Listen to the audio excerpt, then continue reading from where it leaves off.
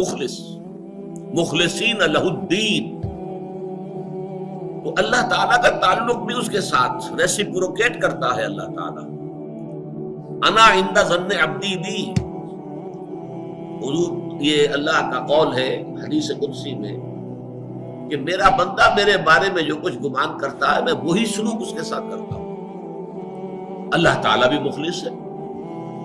اللہ تعالیٰ کی مرضی کے بغیر کچھ نہیں ہو سکتا. تو یقیناً جو کچھ ہوا ہے اس میں میرے لیے خیر ہے، چاہے فوری طور پر مجھے ناگوار گزرا ہے، مجھے تکلیف ہوئی ہے، میرے لیے یہ شے جو ہے ناپسندیدہ ہے، لیکن ان دی لانگ رن مجھے یقین ہے کہ اس میں خیر ہے. بیدک الخیر انک علی کل شیء قدیر.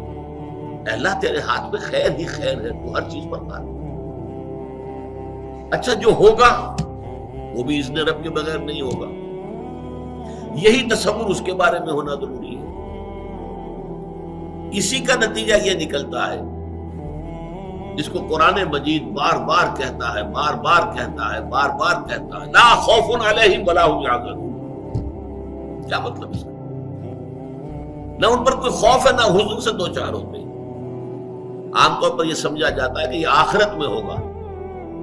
آخرت میں تو بتمام و کمال ہوگا، دنیا میں بھی ہوتا ہے. خوف کس بات کا بھائی؟ ہوگا وہی جو میرا رب چاہے گا. وہ میرا دوست ہے، میں اس کا ولی، وہ میرا ولی. الا ان اولیاء اللہ لا خوف علیہم ولا هم یحزنون. جو اللہ کے ولی ہوتے ہیں، اللہ کے دوست ہوتے ہیں، ان میں کوئی خوف ہوتا نہ حزن ہوتا. خوف کس بات کا؟ ہوگا وہ جو اللہ چاہے گا. اور جو کچھ اللہ چاہے گا اس میں کوئی نہ کوئی خیر ہوگا، چاہے فوری طور پر مجھے نظر نہ آئے. قرآن کہتا ہے سورہ بقرہ میں عسیٰ ان تکرہوا شیئا وہو خیر لکم وعسیٰ ان تحبوا شیئا وہو شر لکم.